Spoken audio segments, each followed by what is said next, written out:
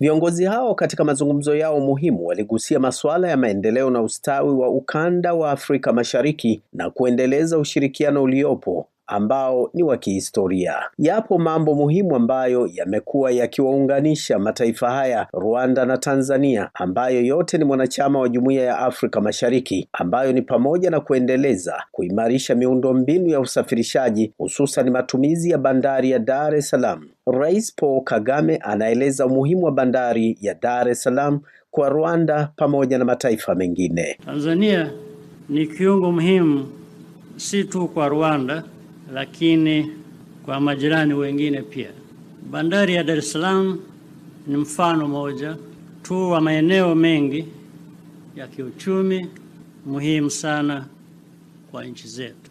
Mheshimiwa Rais, tunalo jukumu kwa niaba ya wananchi wetu kuhakikisha tunaendeleza na kuimarisha ushirikiano kati ya nchi zetu na Jumuiya ya Afrika Mashariki kwa ujumla. Ipo miradi ya uendelezaji wa reli ya kisasa yani SGR ili kurahisisha usafirishaji wa mizigo na abiria, hatua itakayochochea ukuaji wa biashara baina ya nchi hizo mbili. Rais wa Tanzania Samia Suluhu Hassan alielezea umuhimu wa hatua hiyo. Tumekubaliana kuendelea kuimarisha miundombinu ya usafiri na uboreshaji wa huduma za usafiri. Kwa wasiofahamu, takwimu zinaonyesha kuwa takriban 70% ya shehena za Rwanda inapitia katika bandari za Tanzania, ambapo wastani wa tani milioni 1.6 kila mwaka tunapitisha kwenda Rwanda, na ni wajibu wetu kwa sababu katika region sisi ndio tumejaliwa kuwa na bandari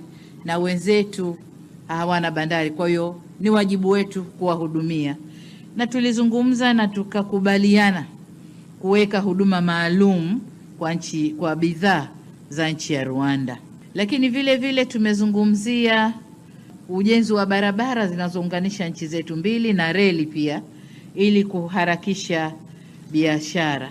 Hata hivyo, Rwanda inatambua mchango wa kidugu na wa kiusalama wakati taifa hilo lilipokuwa katika wakati mgumu wa mauaji ya kimbari, hadi kiasi cha kutambua mchango wa baadhi ya raia wa Tanzania mmoja ambao walishiriki kwa namna moja ama nyingine. We shall soon have the opportunity to publicly recognize some Tanzanian citizens. Natarajia hivi karibuni kuwatambua baadhi ya raia wa Tanzania ambao walikuwa na mchango chanya wakati wa mauaji ya kimbari dhidi ya Watutsi yaliyotokea nchini.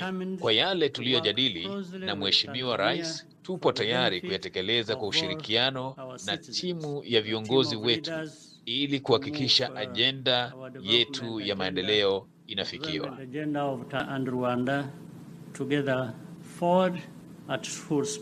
Ushirikiano huu unalenga kuhakikisha kuna kuwepo na mazingira salama yatakayowezesha mataifa hayo kuwa na miradi endelevu yenye manufaa kwa wananchi. Katika suala jingine lililogusiwa ni nishati, ambayo ni mambo muhimu yenye miradi ya pamoja katika mataifa hayo mawili.